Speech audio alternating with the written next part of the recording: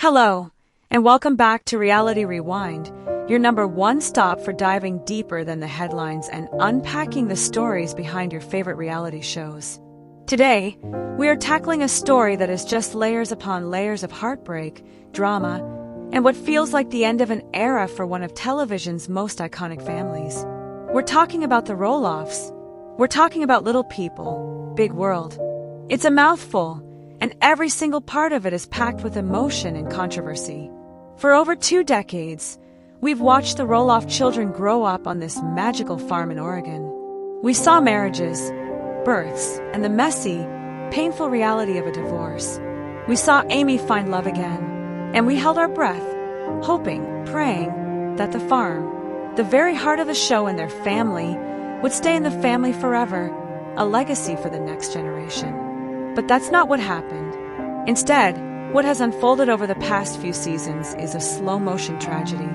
A story of broken promises, shattered dreams, and a deep, cutting sense of betrayal that seems to have poisoned the well for the entire Roloff clan. So, in today's deep dive, we are going to break it all down. First, we're going to tackle that shocking headline, Chris's second wife. The internet has been buzzing with this, and we're going to get to the bottom of what it really means. Is there a secret ex-wife? Or is the truth something far more complicated? We'll explore Chris Marek's mysterious past and how it impacts his marriage to Amy. Then, we're going to the heart of the home, the epicenter of Roloff family life for 30 years, Amy's kitchen. We'll investigate the story behind the sale of the farmhouse and that stunning $200,000 figure being thrown around. It's more than just a room. Its sale represents the loss of a legacy. And finally, we'll tie it all together under that one powerful, devastating word, betrayal. We'll analyze who betrayed whom in this complex family saga. Was it Matt? Was it Amy? Was it the kids? Or was it a collective failure that fractured this family, possibly beyond repair? Grab your tea, get comfortable, because this is a long and winding road. Let's get into it. Alright, let's start with the part of the title that probably made you click on this video. Chris's second wife revealed. Now, I want to be very clear from the outset. This isn't about Chris Marek having a secret, concurrent second family like something out of a soap opera. The reality, and what fans have been dissecting online, is about uncovering the life Chris lived before he became Amy Roloff's husband. It's about a past so significant, with a relationship so long-lasting, that in every sense but the legal one, the woman in his past was his first wife. 4 years on the show, Chris was presented as this perennial bachelor, a fun-loving, motorcycle-riding, real estate agent who had chosen a life of freedom and independence. He'd never been married, had no kids. He was a blank slate, in a way, which seemed perfect for Amy, who was leaving a complicated, 30-year marriage filled with history and baggage. He was something new, something that was entirely hers. But was he really a blank slate? As the seasons went on, little breadcrumbs about Chris's past started to emerge, and viewers began to piece together a very different picture. The reveal isn't about a legal document, it's about an emotional history. We learned that Chris was in a relationship for 20 years with a woman named Jamie. Let that sink in. 20 years. That is an incredibly long time. It's longer than many marriages. They lived together. They shared a life. They were a committed couple. And yet, he never proposed. This relationship ended only a few years before he met Amy. So when Chris entered Amy's life, he wasn't coming from a life of casual dating. He was coming out of what was essentially a common-law marriage. This is where the feeling of a reveal comes from. The persona we were sold on LPBW was that of a man who was perhaps a bit of a commitment phobe, who had never found the right one to settle down with. The narrative was, then he met Amy and everything changed. It's a classic romance trope, and it was beautiful.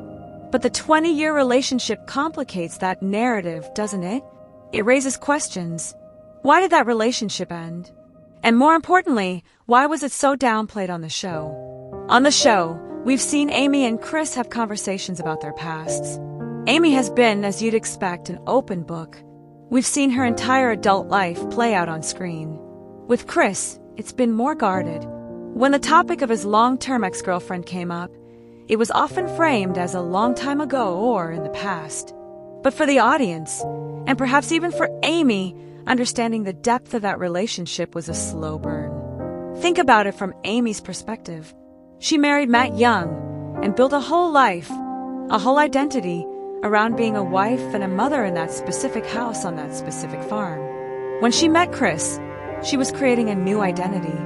To find out that her new husband had already shared a 2-decade-long life with someone else, that can be incredibly intimidating. It's a ghost, a wife in spirit, if not in name. Fan theories and the red flags, the LPBW fan community, as you can imagine, went wild with this information. Message boards on Reddit, Facebook groups, and comment sections exploded with theories. Let's break down the main camps of thought, because it really shows how divided people are about Chris. Camp 1, the Red Flag Brigade.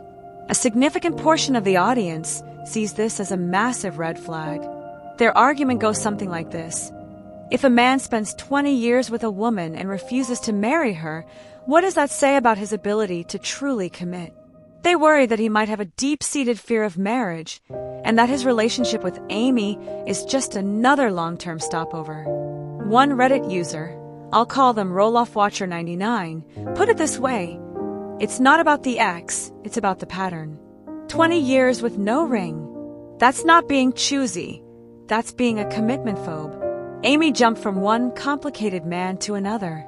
This group points to moments on the show leading up to the wedding where Chris seemed hesitant or expressed anxieties about the scale of the wedding. They interpret his laid-back demeanor as a sign of detachment, not ease.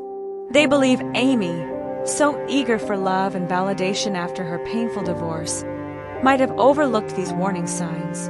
The fear is that she's setting herself up for another heartbreak. Camp 2, that he finally found the one romantics. This camp sees the story in a completely different light. They argue that the 20-year relationship actually proves how serious Chris is when he does commit. He doesn't take marriage lightly. The fact that he didn't marry his ex shows that he knew, deep down, it wasn't the right forever match.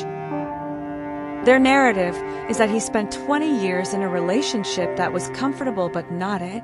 Then, he meets Amy, and for the first time, he feels that spark, that certainty that makes him want to take the ultimate step. In this view, his past doesn't detract from his love for Amy, it validates it. He had a point of comparison, a very long and serious one, and he still chose Amy. A commenter on a Facebook fan page wrote, "I think it's sweet. He waited his whole life for a woman like Amy. It makes their marriage even more special. He didn't just settle." This group sees his calm nature not as detachment, but as quiet confidence. He's an older, more mature man. He doesn't need grand, dramatic gestures. His commitment is shown in his steady presence, his support of Amy, and the fact that he did, in the end, joyfully marry her in a very public ceremony on the farm.so. The big question is, did Amy know the full extent of this from the beginning? It seems so. While it was downplay for the cameras in the early days of their courtship, it's clear they had these conversations off camera. However, what we, the audience, were shown was a curated version of their story. This is where a subtle sense of betrayal can creep in for the viewer. We get invested in these characters, and we want to feel like we're getting the authentic story. When we find out a major piece of a character's history was glossed over, it can feel a bit manipulative. Does this history constitute a second wife? In the court of public opinion and fan speculation, yes. Jamie was his partner, his other half, for 2 decades. She holds the title of his longest, most significant relationship before Amy. The reveal isn't a secret marriage certificate, it's the revelation that the Bachelor narrative wasn't the full story. Ultimately, Chris's past is his past. He seems to be a genuinely kind and supportive partner to Amy. He stepped into a very complicated family dynamic with a level of grace that is pretty remarkable. He's been a sounding board for her through all the farm drama, he's embraced her children and grandchildren, and he seems to make her genuinely happy. But the shadow of that 20-year relationship lingers in the minds of many viewers, adding another layer of complexity to the ever-evolving story of the Roloffs.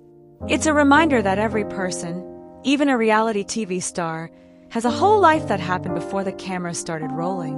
And speaking of history and the past, that brings us to the place where so much of the Roloff history was made. A place of joy, of tears, of countless meals and memories. A place that has now been sold. Amy's Kitchen. If Roloff Farms was the body of little people, big world, then Amy's Kitchen was its heart. For 30 years, that kitchen was Amy Roloff's domain. It was more than just a room with appliances. It was the command center of the family. It was where she raised her 4 children, where she planned pumpkin season festivals, where she cooked thousands of family meals, and where she navigated the tumultuous highs and lows of her marriage to Matt. We, as viewers, have a deep connection to that space. We feel like we've been in it. We've seen the arguments that happened over that kitchen island. We've seen the laughter as the grandkids smeared cookie dough on the countertops. We saw Amy find solace there after a fight with Matt, and we saw her, in the end, pack up her life from that very room, crying as she closed a massive chapter of her life. The sale of the farmhouse, and by extension her kitchen, was always going to be a painful moment. But the way it unfolded, and the numbers being thrown around, have turned it into a saga of its own. The long goodbye, Amy's exit from the farm. Let's rewind to understand how we got here. After the divorce, Matt and Amy entered into a complicated arrangement where they both continued to live on the farm in separate houses. It was awkward and unsustainable. The big farmhouse, the one with that iconic kitchen, was Amy's residence. The decision of what to do with it was a huge storyline for several seasons. Amy was torn. A part of her wanted to cling to the only home she had ever known as an adult, the home where she had built her entire life. Another part of her, spurred on by her new relationship with Chris, knew she needed a clean break to truly move on. The negotiations with Matt were tense and emotional. He wanted to buy her out, and he made her an offer. Amy agonized over it. It was a battle between the heart and the head. Eventually, she made the difficult decision to sell her half of the farm to Matt and buy her own new house. The scenes of her packing up that kitchen, touching the walls, and saying goodbye were truly heartbreaking. It was the definitive end of the Matt and Amy era. At that point, a new hope emerged, both for the family and for the fans. The dream was that Matt, now the sole owner of the entire property, would prepare it to be passed down to one of the kids. The legacy would continue. Zach and Jeremy both expressed strong interest over the years. This was the plan. This was the promise. The broken promise and the $4 million listing. Host. And this is where the story takes a dark turn. After Amy was gone, Matt undertook extensive renovations on the farmhouse, including, you guessed it, the kitchen. He updated it, modernized it, and then the negotiations with his sons began. And they fell apart in the most spectacular and public way possible.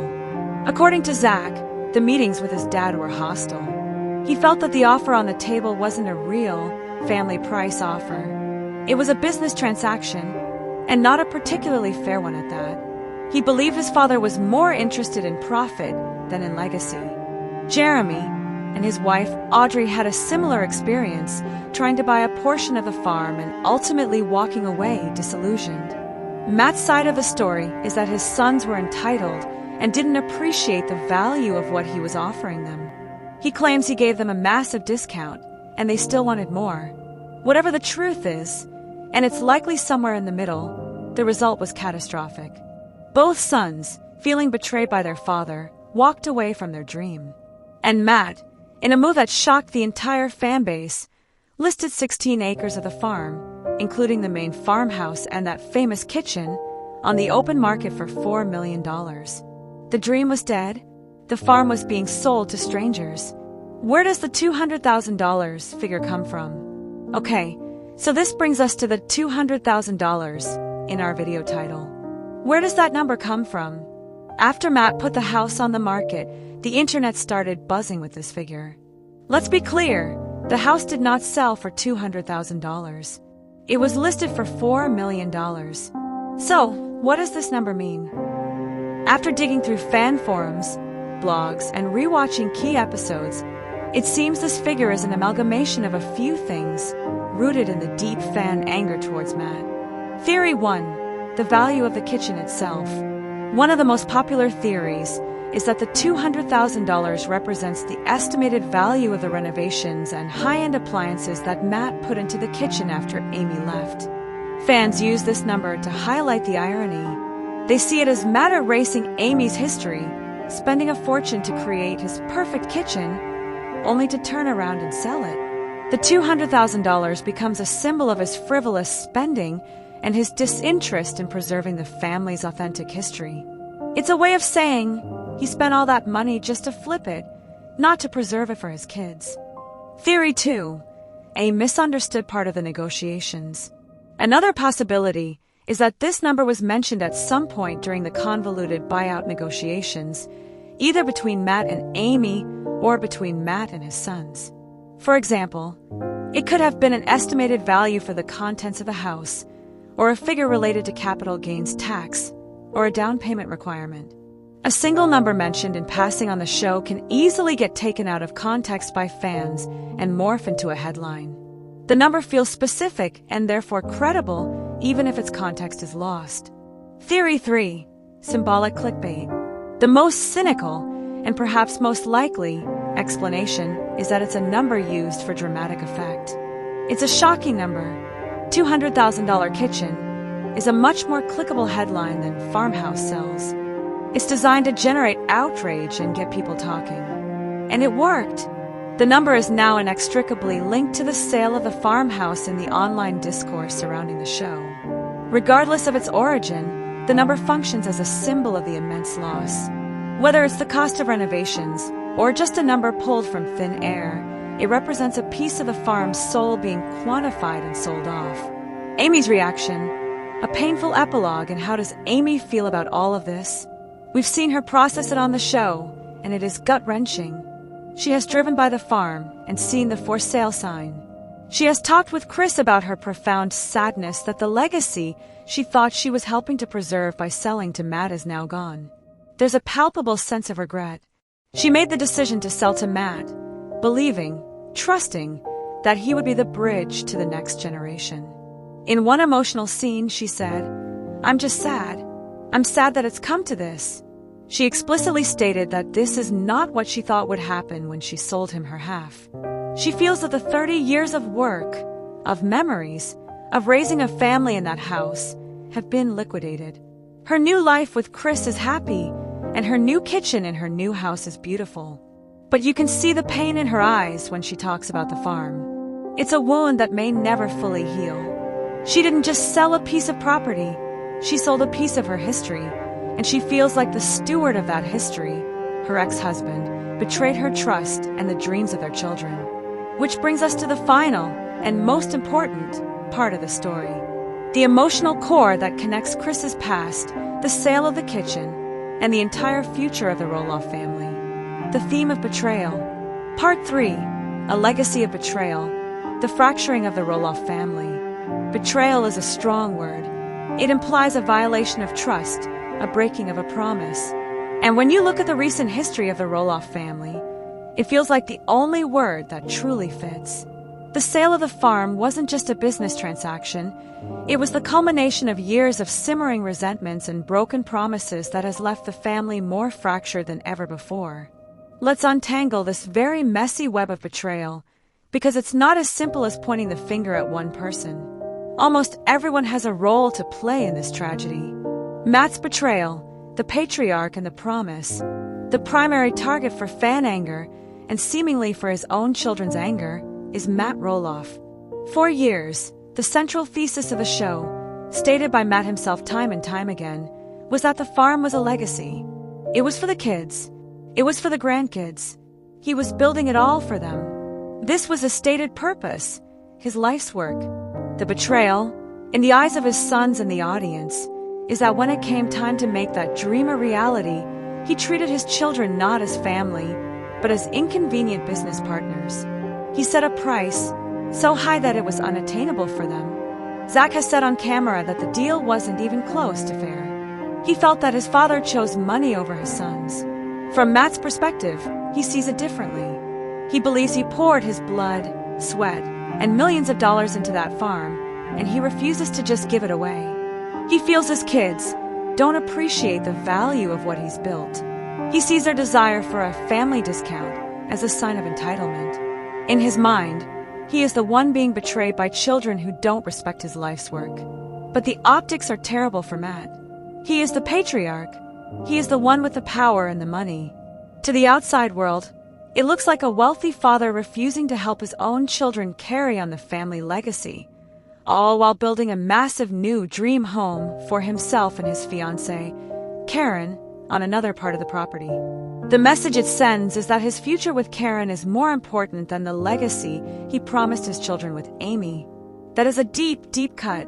Caryn's role, the controversial influence. Host, we cannot talk about Matt's decisions without talking about Caryn Chandler. Before she was Matt's fiancée, she was a longtime employee of the farm. She was the manager of pumpkin season. She has a long history with the family, which makes her role now all the more complicated. For a large segment of the fan base, Caryn is seen as a manipulative figure, the Yoko Ono of the Roloff family. They believe she has been whispering in Matt's ear, encouraging him to see the farm as a business asset to be liquidated for their own retirement fund, rather than as a family heritage site. On the show, Zach has openly expressed his discomfort with Caryn's involvement in the farm negotiations. He feels that she oversteps, and that the family business should have remained between him and his father. The tension between Caryn and the kids, particularly Zach and Tori, is palpable. They see her as the woman who replaced their mother, and now as someone who is influencing their father to break his promises to them. Whether this is fair or not, her presence undeniably changed the dynamic. The dream of the farm legacy was born from the Matt and Amy partnership. With Caryn at Matt's side, the priorities seem to have shifted, and the kids feel that shift acutely. For them, Caryn's influence is a daily reminder of the betrayal of their original family unit. Amy's betrayal, the unwitting accomplice. Host. Now, this is a more controversial take, but it's one that a lot of viewers have debated. Did Amy, in a way, betray the family legacy too? Her decision to sell her half of the farm to Matt is what set this entire chain of events in motion. She could have tried to partner with one of her kids to buy Matt out. She could have held on to her half, creating a stalemate that forced a family solution. Instead, she chose to cash out and walk away. Now, from a personal perspective, her choice is 100% understandable. She was in a toxic situation, living yards away from her ex-husband and his new partner who used to be her employee. She needed to leave for her own mental health and to start her new life with Chris.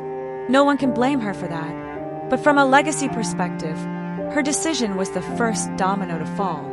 She put the entire fate of the farm, the entire legacy, solely in Matt's hands. She trusted him. She trusted that he would follow through on the plan to pass it down to the kids. And he didn't. So, while she is a victim of Matt's broken promise, her choice to sell to him is what gave him the power to break that promise in the first place.